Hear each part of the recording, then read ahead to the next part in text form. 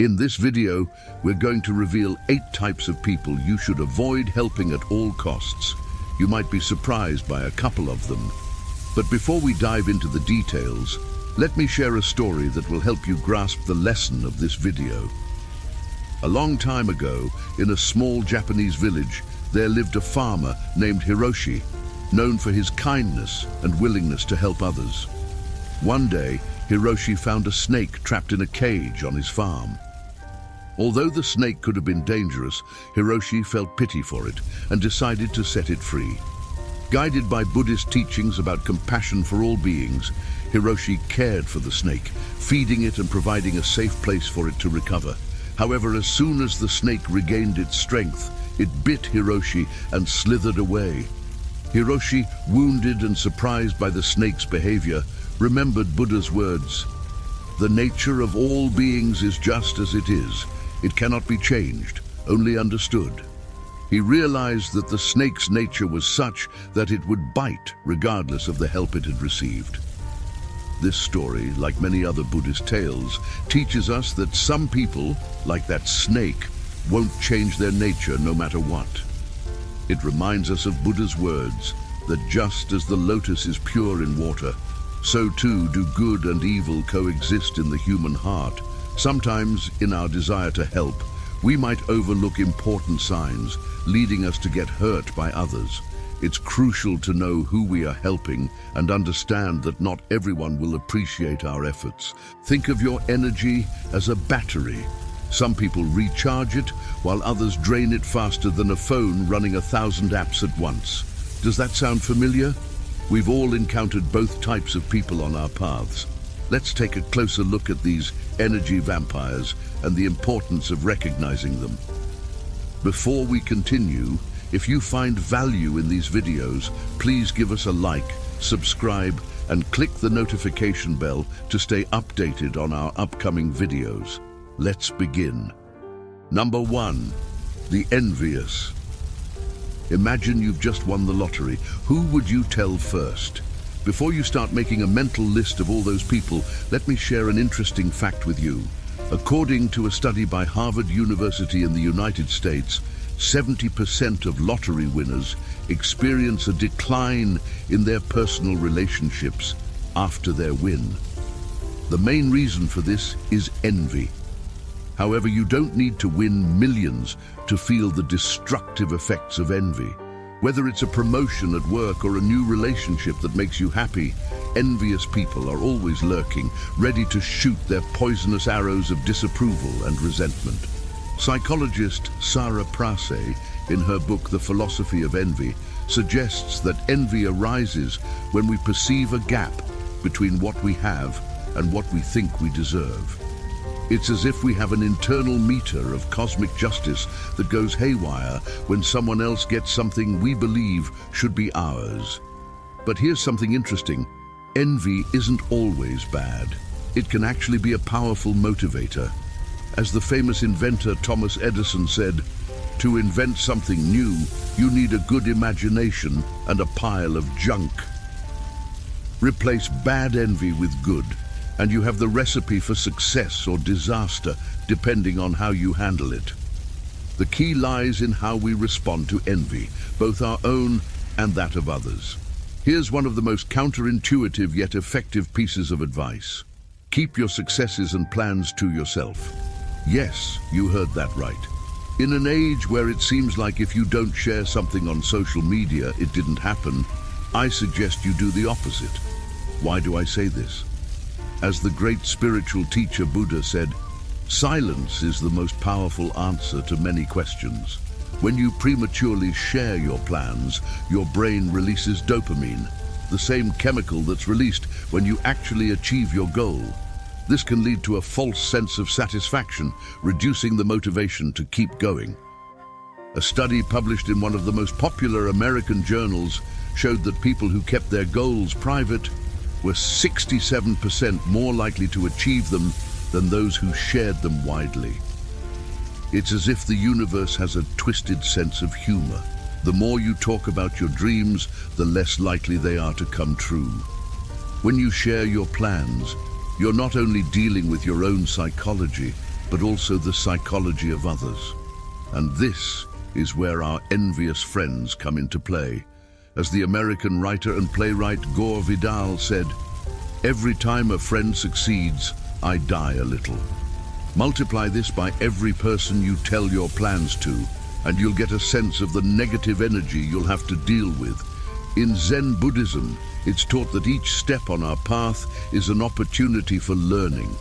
As Buddha said, there is no path to happiness. Happiness is the path. In our relationships with others, especially with the envious, we must be like water, flexible but strong.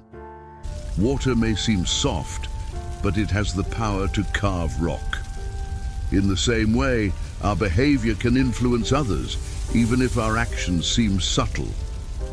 Envy can be transformed if we approach it with wisdom and compassion. So what should we do?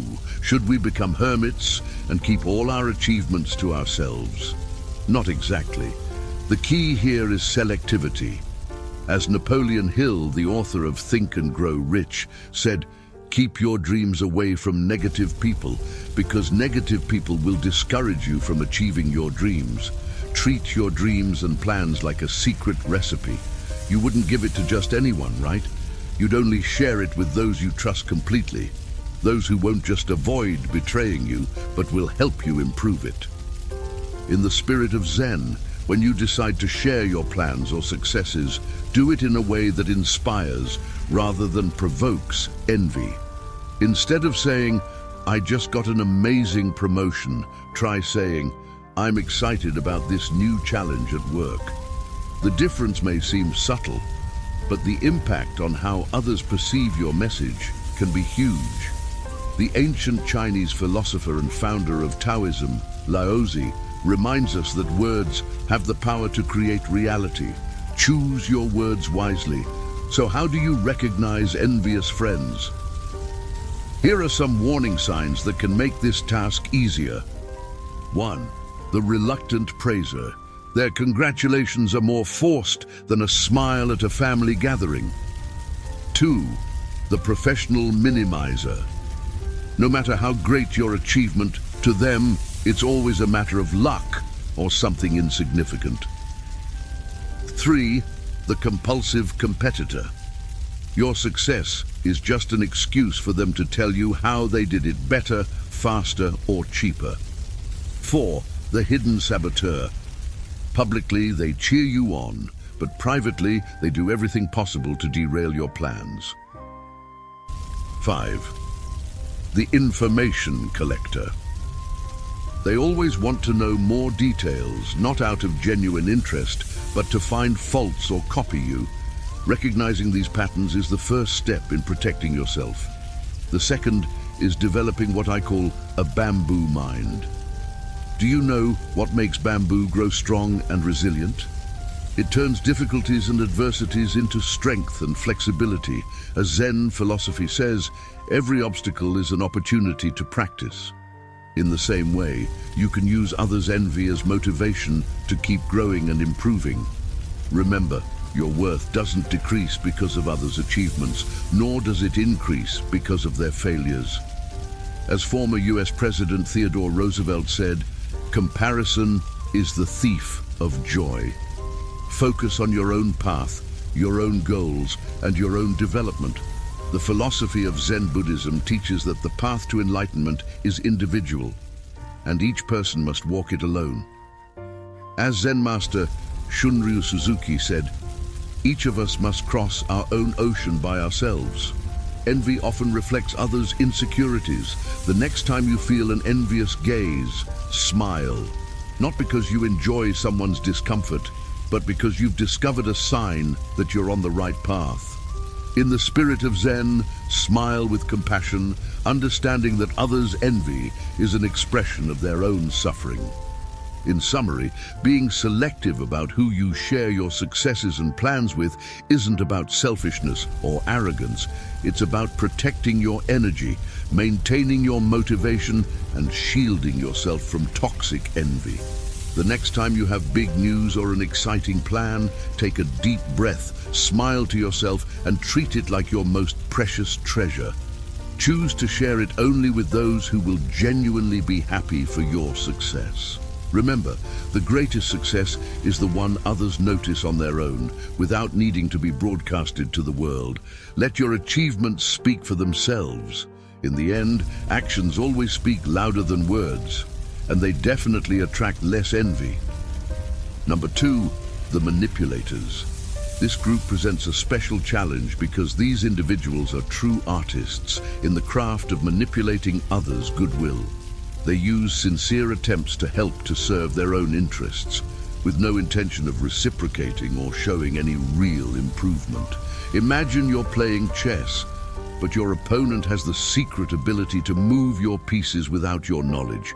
That's how a skilled manipulator operates. Don't worry if you're just now realizing there might be someone like this in your life.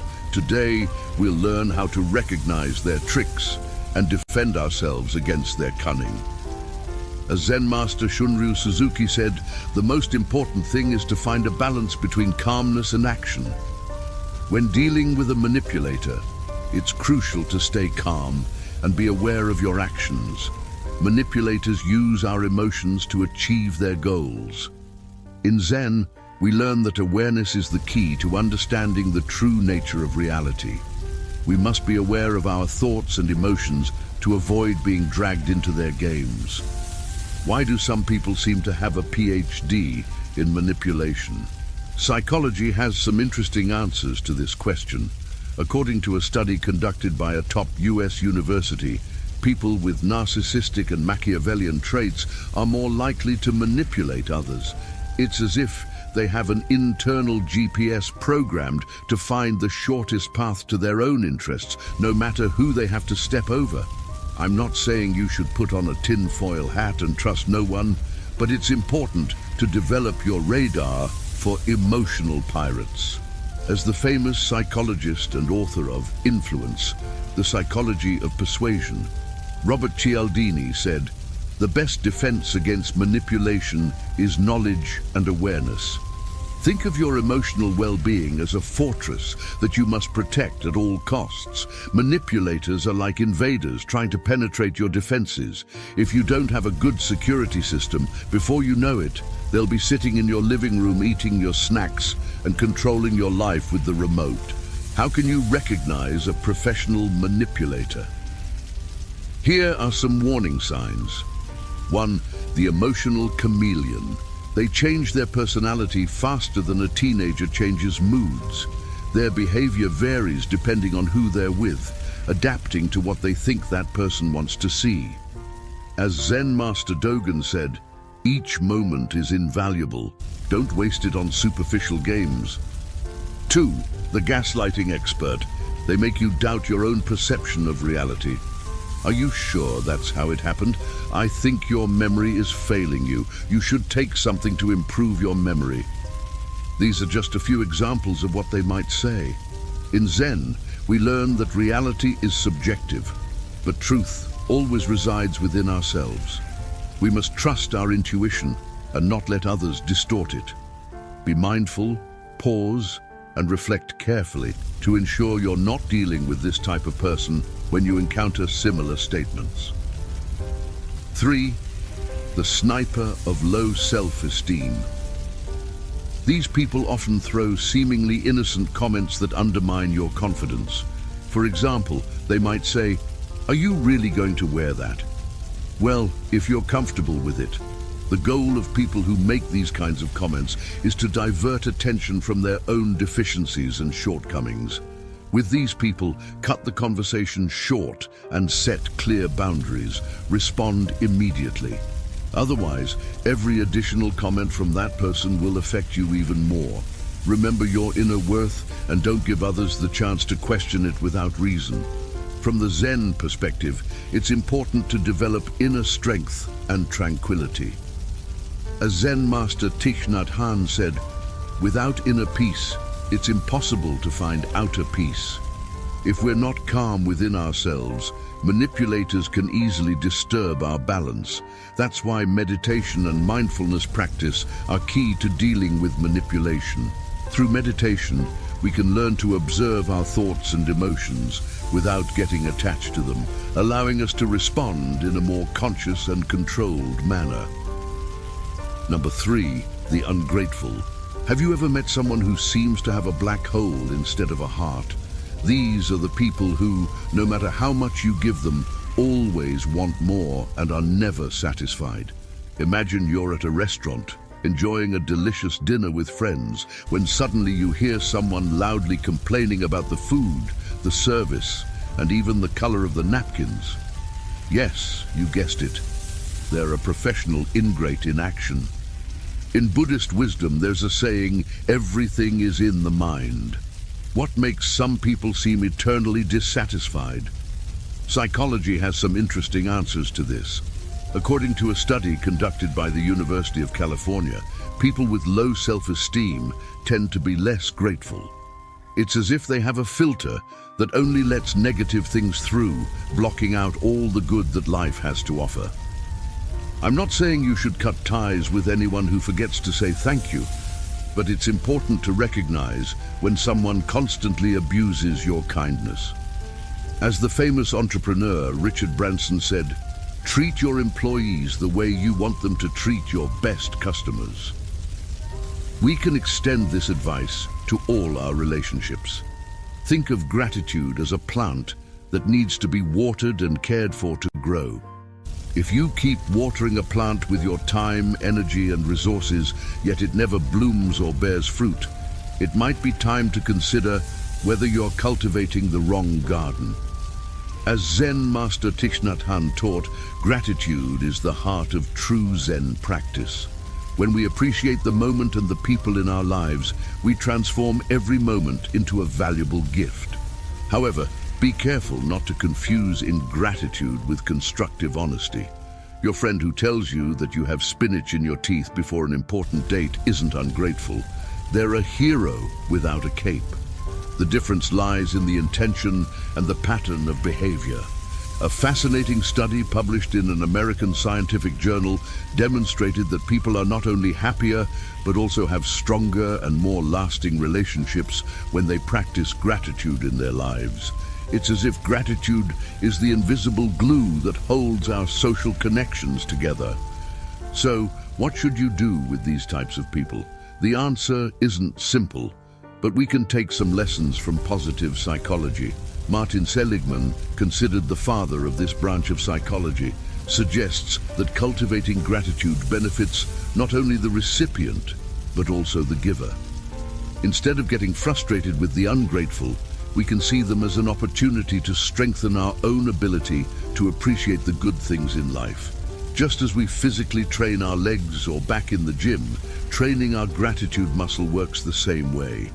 However, let's not confuse being grateful with being a bottomless pit. Setting healthy boundaries is just as important as being generous. As author Brené Brown said, generosity is not infinite, and it's not true if it comes from resentment. Remember, a lack of gratitude says more about them than it does about you. As psychologist Carl Rogers said, the paradox is that when I accept myself as I am, then I can change. The next time you encounter an ingrate, take a deep breath, remember your worth, and ask yourself if that person deserves your energy. If the answer is no, it's time to step back. You're not being selfish, you're practicing self-care, and by taking care of yourself first, you can better care for others. If you decide to keep helping, do it because you genuinely want to, not because you expect recognition. Before moving on to the fourth type of person, share this video with your loved ones and anyone you think should see it. Also, write in the comments, I become wiser every day, to show me that you're still here with me and to inspire others in shared learning. Number 4, the lazy. Have you ever come across someone who seems to have an allergy to effort? These are the people who always have an excuse for not doing anything, as if the couch were their natural habitat and the remote control an extension of their hand. Welcome to the fascinating world of the lazy, masters of the art of doing nothing, who teach us valuable lessons about productivity, or perhaps the lack of it. Imagine you're in a work meeting and you hear someone say, "I couldn't finish the report because my cat ate my motivation." Yes, you guessed it. They're a professional procrastinator in action. What makes some people seem to have a PhD in procrastination? Science has some interesting answers. According to a study conducted by one of the leading universities in the United States, laziness might be an evolutionary strategy to conserve energy. It's as if our caveman ancestors passed down a gene for energy-saving mode. But in today's world, where we don't need to conserve energy to escape predators, this strategy can become counterproductive. As one of the great psychologists of the 20th century, William James, said, "Nothing is so fatiguing as the eternal hanging on of an uncompleted task." In Zen Buddhism, there's a teaching about mindfulness and being fully present in the moment. As Zen master Shunryu Suzuki used to say, "In the beginner's mind, there are many possibilities, but in the expert's mind, there are few." Laziness is often a way of avoiding presence and full engagement. When we think we already know everything about a topic, we often stop giving it the same energy and attention we did at the beginning. That's why in Zen practice, we're encouraged to fully engage in each action, no matter how small. This reminds me of the story of a Zen monk who, with great care and dedication, swept the path around the monastery every day. When asked why he gave so much importance to such a mundane task, he replied, "When I sweep the path, I also sweep my mind, leaving it clear and clean." So, instead of supporting others' laziness, we can encourage them to fully engage in their actions, teaching them that every moment and every task is a valuable opportunity for practice and growth. Recognizing and avoiding supporting those who avoid effort is an act of compassion towards yourself and others. As Buddha said, "You will not be punished for your anger, but you will be punished by your anger." The same goes for laziness. Avoiding effort and responsibility leads to suffering and stagnation, both in the lazy person and in those who try to support them. How then do you identify a chronically lazy person? Here are some warning signs. 1. The king of excuses. These are people who have more excuses than a cat has lives. "I couldn't go to the gym because my plant needed me to sing to it so it would grow." In Buddhism, excuses are like illusions that separate us from true understanding. As Zen master Shunryu Suzuki said, "The most important thing is to know that you have the nature of a Buddha, and that means nothing limits you." 2.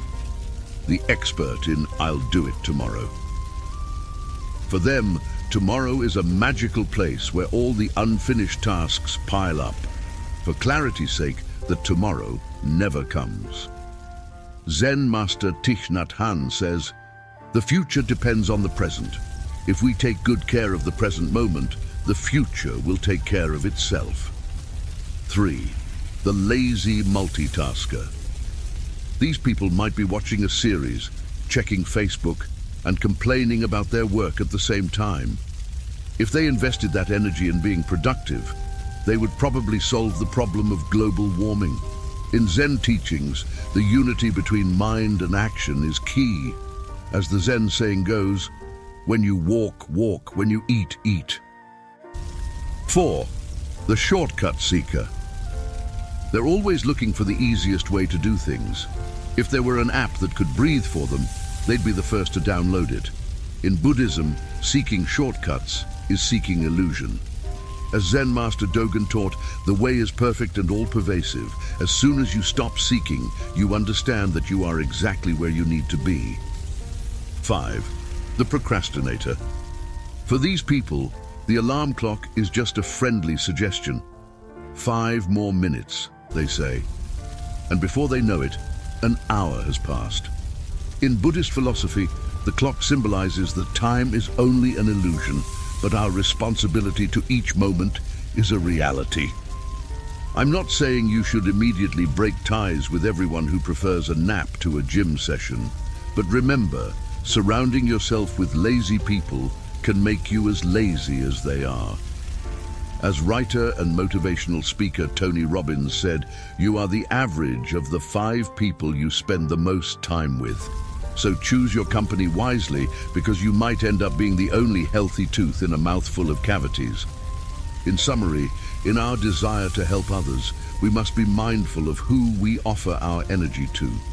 It's not about denying help to everyone, but about helping with wisdom and discernment, ensuring that our efforts are truly valuable and benefit both ourselves and those we help. Number 5, the irresponsible. Have you ever met someone who seems to live in a world without consequences? Welcome to the fascinating universe of the irresponsible, experts at avoiding commitments and blaming everything and everyone but themselves. Imagine you're on a boat, and suddenly you see a hole in the hull through which water starts to pour in. While you and the rest of the crew are desperately trying to plug the hole and bail out the water, you see someone calmly sunbathing on the deck saying, "It's not my problem. I didn't make the hole." That, my friend, is irresponsibility in its natural habitat. When we try to help someone with this pattern of behavior, we often find ourselves in a cycle of frustration and anxiety. No matter how much we try to support them, our help rarely leads to meaningful progress.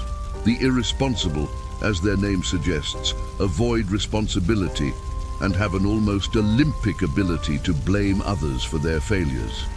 If something goes wrong, even if it's completely unrelated to our actions, we can be blamed. This is not only unfair, but can also have a significant emotional and reputational impact on those who try to help these people. Therefore, it's important to take a cautious approach when dealing with this type of person. An effective strategy is to invite someone like this to reflect on their actions and the consequences they bring.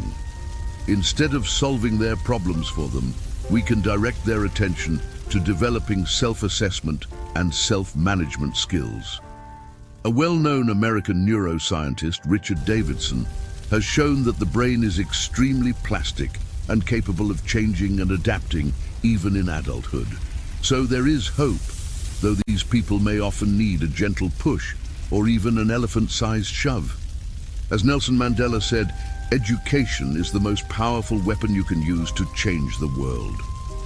In this context, education encompasses not only academic knowledge, but also the ability to take responsibility and learn from mistakes.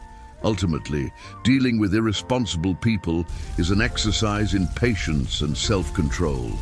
As philosopher Bertrand Russell said, "The whole problem with the world is that fools and fanatics are always so certain of themselves, and wiser people so full of doubts." In Buddhism, we often repeat that helping others is the path to enlightenment, but only when it is wise help. So the next time you encounter a chronically irresponsible person, take a deep breath and remember that at least you have the wisdom to doubt whether you should keep helping them. Number 6, the eternal critic. They have a talent for finding flaws in every situation or person, from your choice of clothes to how you do your job or take care of your home and family. Identifying them can be as simple as listening to their conversations. Their comments are usually negative and destructive. If this sounds familiar, you're probably dealing with a chronic critic in your life. Dealing with them can be like navigating an emotional minefield. No matter how good your intentions are, they'll always find a way to dismantle them with their sharp criticism. What makes them this way? Research suggests that chronic critics often use criticism as a way to establish power or control over others, and even as a way to project their own insecurities. It's as if they have special glasses that only allow them to see flaws in everything. To counter their negative influence, it's essential to maintain a balanced perspective. As Zen master Tyson Deshimaru said, "True strength lies in a calm mind."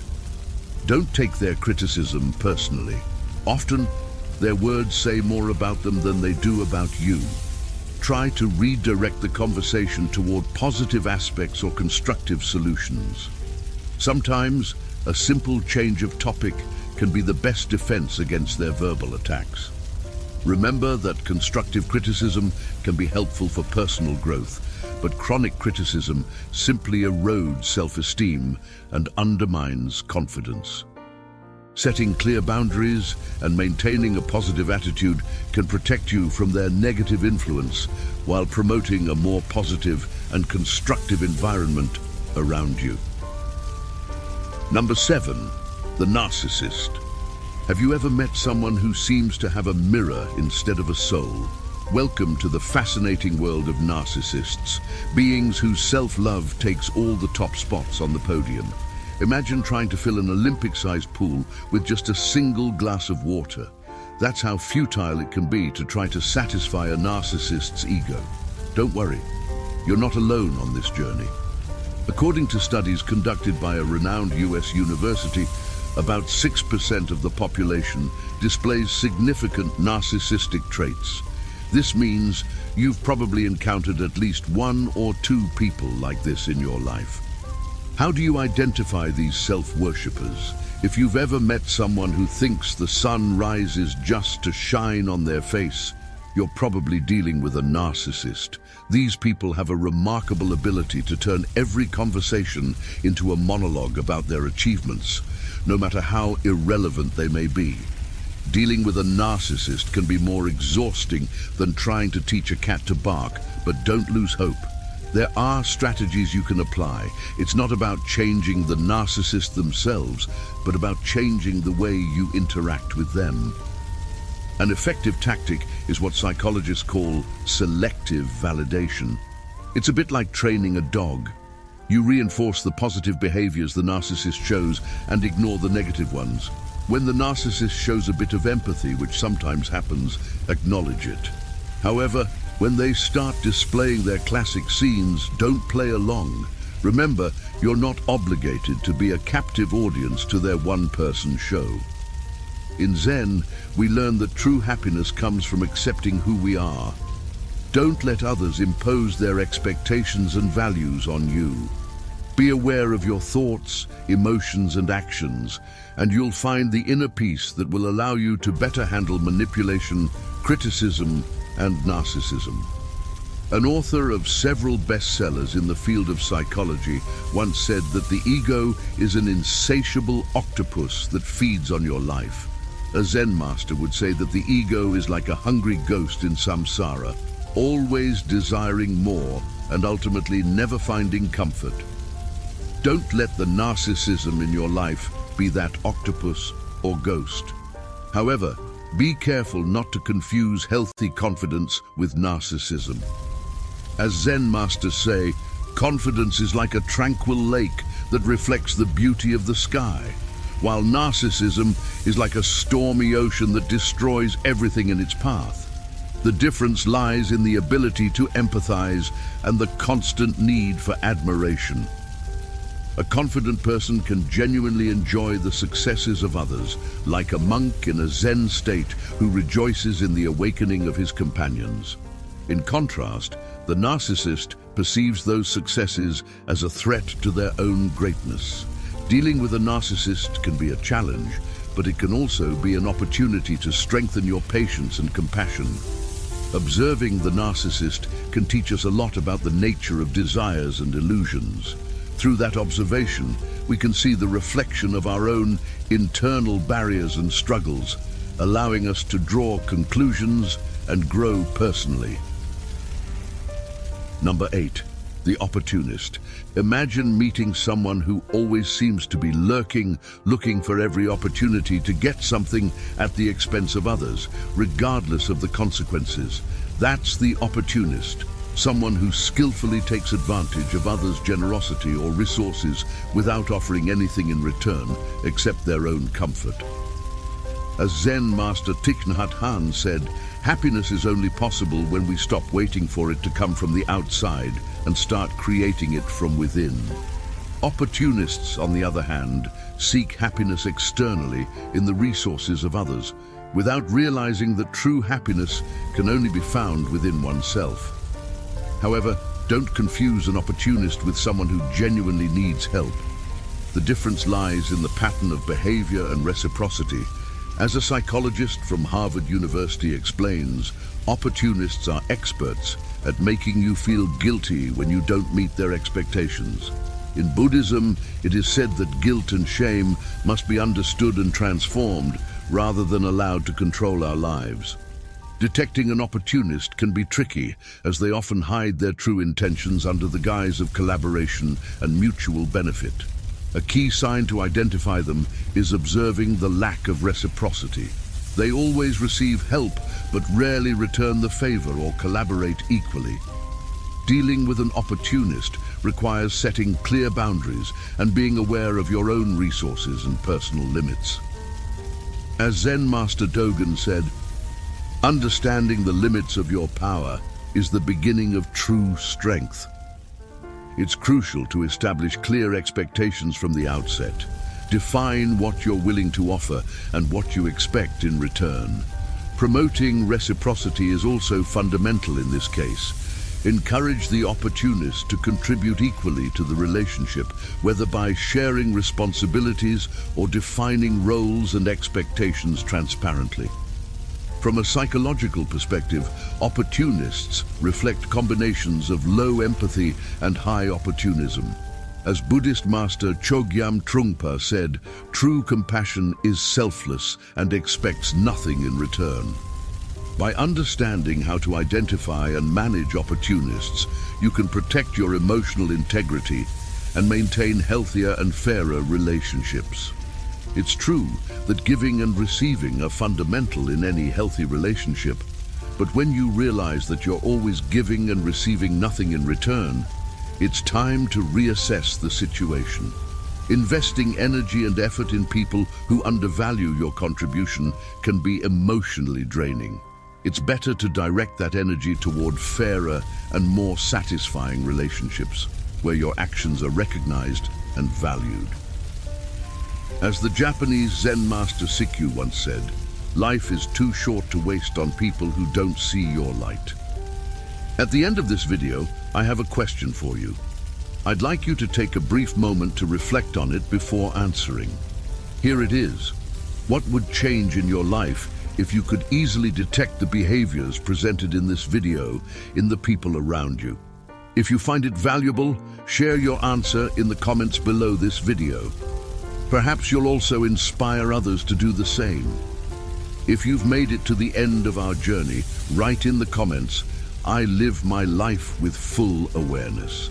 Don't forget to subscribe and turn on notifications to stay updated on new videos. And remember, all we have is now. Thank you for making it to the end of this video, my dear friends. And before you go, here's something extraordinary I want to share with you. NASA scientists have developed a revolutionary 7-minute audio called Genius Wave that helps unlock your brain's full potential. Imagine attracting success and happiness effortlessly. To discover how you can transform your life too, click the link in the description below. Don't miss out on this opportunity. Until next time.